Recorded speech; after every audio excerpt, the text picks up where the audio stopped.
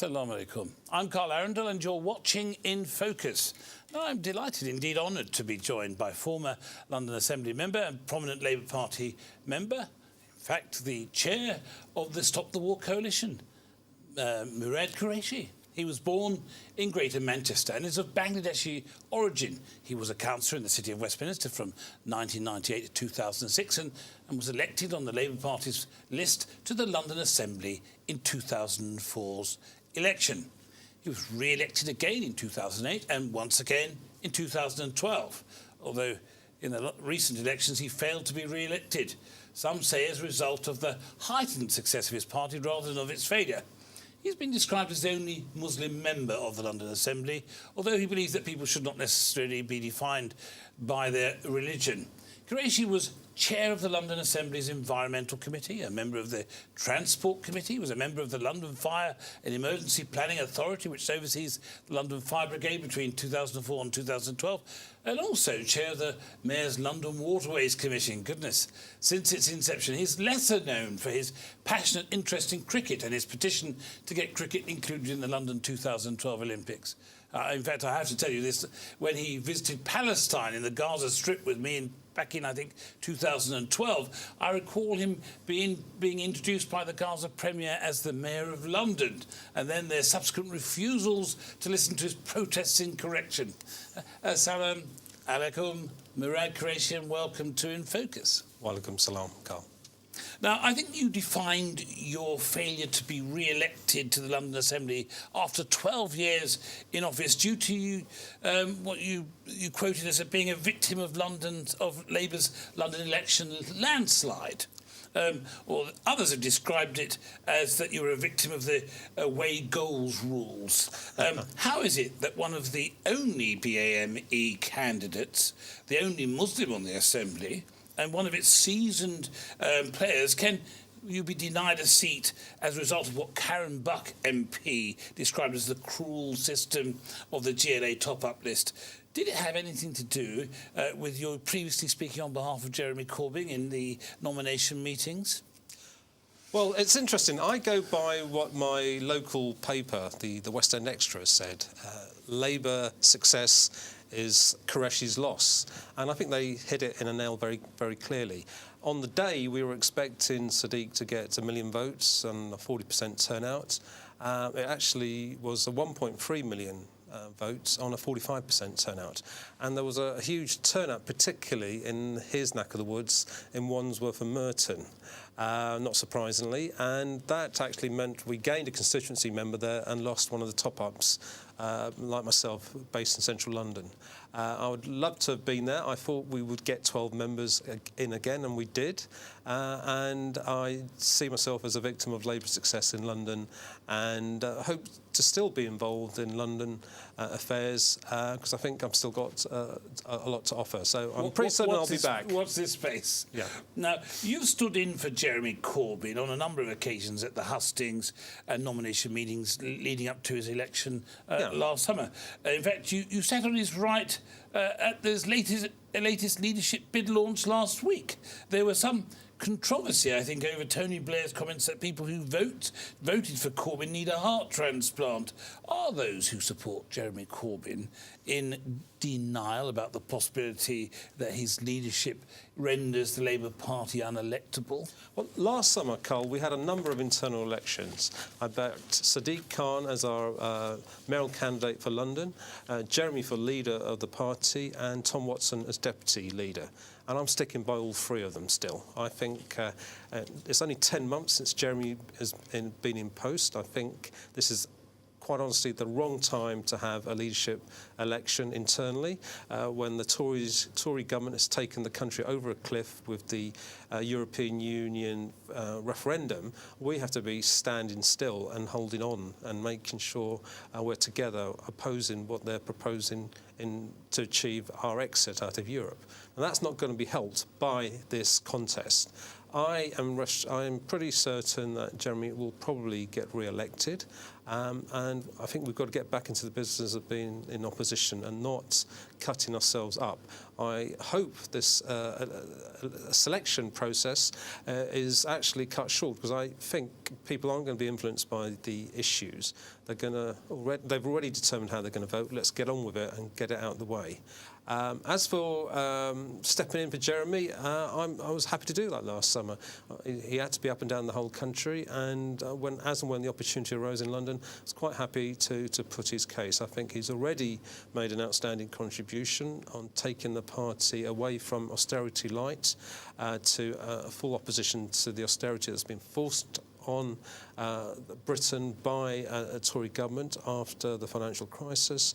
And also I think he's shown a lot of moral leadership in his opposition to the Iraq War, which has been vindicated by the publication of the Chilcot report. Well, we'll get on to some of those issues in a moment. But you've suggested that Jeremy Corbyn is connecting with a swelling mass of ordinary voters directly because he's talking about the things that people want to hear. Unlike other politicians, which I think you've said are calculated, produced and measured. You have compared him to Senator Bernie Sanders in the US premier elections, the former Democratic contender, who I know he stepped aside for Hillary Clinton for the US presidency. Is that an apt definition? And is it, in your opinion, an indication of the general lack of faith in the old politics and the recognition of a need for a new kind of, what some people have talked about, radical politics? No, I've in the last year or so, I've been to the States twice and seen the Bernie Sanders phenomenon first hand. For example, last year at Labour Day in the Bronx, when he came back to New York, and he got an amazing response. Now, in all my time of going to the States, I haven't had that kind of response on the ground. Now, in America, they're lucky if they get over 50% turnout. I would suspect there'll be a higher turnout in the subsequent election for the presidency in November, even though Bernie won't be the candidate. So we've had this on both sides of the pond. I think almost the mealy-mouthed politics is something that a lot of people don't particularly understand or take to, the point scoring amongst politicians. We saw that within the Labour Party in government. I mean, for a long time, for the life of me, couldn't work out who was a Blairite and who was a Brownite. But it consumed a lot of time and energy of 13 years of a Labour administration. I think that's what people don't particularly take to. And they don't actually particularly take to the conduct we see very often in Parliament at Prime Minister's question time, for example. Or the ding-dong and the abuses. Actually, whilst our parliamentary colleagues may respond to that and the political anoraks, I'm not sure the man on the street really takes to that kind of knockabout too readily. Now, you failed to mention that the other reason for going to the States was you attended the funeral of the boxer Muhammad Ali. Indeed. When my father passed away, it was very... I promised myself that I'd go to Muhammad Ali, the greatest, funeral. And thankfully, my brother-in-law came along with me to assist on the driving, because Louisville isn't particularly accessible. It takes a while to get there. But I was grateful that I did go there, because actually he's one of the most iconic people that I can think of in my lifetime, and I'm not expecting to see the likes of him again in my lifetime. For example, he was a civil rights someone who fought for civil rights in the 60s, was world champion boxer for 3 times, and undoubtedly the most outstanding athlete of the 20th century. And finally, he was a conscientious objector to the Vietnam War. Now, I think that's an incredible... I can see the affinity with you now, chair of the Stop the War. I did make the point when I took the chairmanship of the chair of the Stop the War that I do operate on that level, and I think I do understand why people are attracted to stop the war efforts, which have historically happened in this country. It didn't only happen in Vietnam, in response to Vietnam, but also in response to the Suez Crisis. When my dad first came to this country in '56, He actually came by boat and got stuck in the Suez Canal for 2 weeks. When he got off the boat and came to his friends in London, one of the first things he did was to go to Trafalgar Square and saw the big anti-war demos and saw Nye Bevin protesting about Eden's intervention with France and Israel over the Suez Canal. And we had a similar response from Harold Wilson to the Vietnam War when the Americans wanted us to go in with them. Thank goodness we didn't. And I would suggest we had a similar response on the streets of London with huge demonstrations when Tony Blair dragged us into intervention with the Americans. Talking about Tony Blair, the mass resignations of Jeremy's cabinet last month have been described by many as an attempt at a Blairite coup. Is that how you see it? And has it, to a large degree, been successful in forcing Corbyn and his supporters potentially to eventually be out of the party? I'm disappointed. I'll tell you why I'm disappointed, is that they made it so personal. I'm not convinced Jeremy is the type of person that makes things, does things on a personal level, attacking people and what have you. There's been far too much of this, and that's why I am particularly keen to see this leadership election sorted as soon as possible, rather than have a whole summer of various bits of Labour Party slagging each other off. But in response to those resignations, it's interesting, today we've had one minister come back into the fold, Susan Champion. Sarah Champion. Yeah, and it's interesting that that's happened. It'd be interesting to see if we see further instances of that. But I'm sorry that a lot of people felt that way, and I've really not got to the bottom of all the personal issues within the House of Commons. Was it a Blairite coup, or you don't want to define it like that? Well, I mean, the timing, I think, is significant. I think you've got to remember this happened only a few weeks before the Chilcot report was released, and insofar as that's related, if it is related to that, then there is probably substance to that suggestion. Yeah, I mean, what did you make, and how do you reconcile the resignation of former loyal, long-standing friends of Jeremy, such as Andrew Slaughter?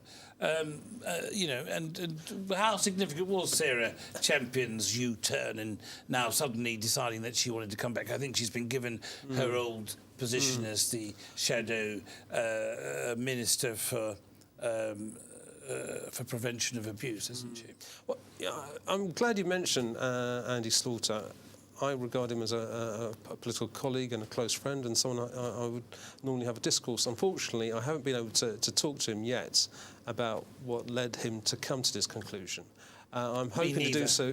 I'm hoping to do so in the very near future, to get a sense of what the personal issues were, because there clearly was, and from what I could see, from someone outside of the Parliamentary Labour Party, I thought Jeremy had made his office as the opposition leader much more accessible to the general Labour movement. Whether people like myself, when we were Assembly members, it seemed to me that the opposition leader's office was far, far more accessible than it had been previously.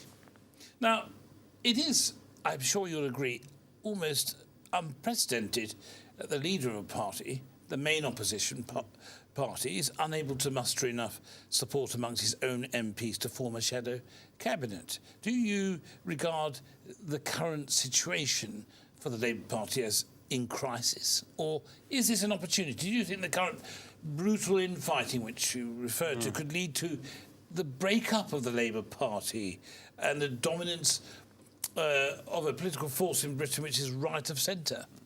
I hope not. I hope whatever happens after this leadership challenge, the results are accepted by both parties, because I think we have had a dereliction of duty by parliamentarians since the Tory government took this country over a cliff with the European Union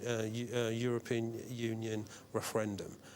It desperately needs leadership and accountability in the House of Commons on the terms of which we're exiting, in terms of what trade access we still have, and what it means to our European citizens who are based here in London. So do you believe that Brexit does mean Brexit? Well, I wouldn't be surprised if we have a second referendum, is my own personal view, and I think if we present the electorate what it actually means, rather than the lies which were put out by the Leavers. For example, £350 million going to be spent more on the NHS weekly, that we're being overrun by asylum seekers, etc. All those kind of myths can be dealt with, but I think we're only going to be dealing with them once we go through the actual negotiations. And we've had this before in other referendums on the mainland. I wouldn't be surprised if we find ourselves coming to a similar conclusion. I know there was talk of London going independent and declaring itself well, part of the on that front, Union. on that front, as someone who's a Mancunian and bred in London, I wouldn't like to see us lose our centrality to the rest of the United Kingdom. But I do fear that Cameron's and Osborne's legacy is that not only did they take us out of Europe, but we see the subsequent breakup of the United Kingdom. And I certainly wouldn't like to see that as part of my political legacy if I were stepping down as a Prime Minister. Now, the referendum which we are talking about saw a striking turnout of 72%, 2 million more than at the general election, and ended with the Leave campaign overturning most of the predictions in winning the vote. Some have blamed Jeremy Corbyn for having failed to connect with working-class voters. Do you think they have a point? And is his recent announcement of a proposed new commission on migration and workers' rights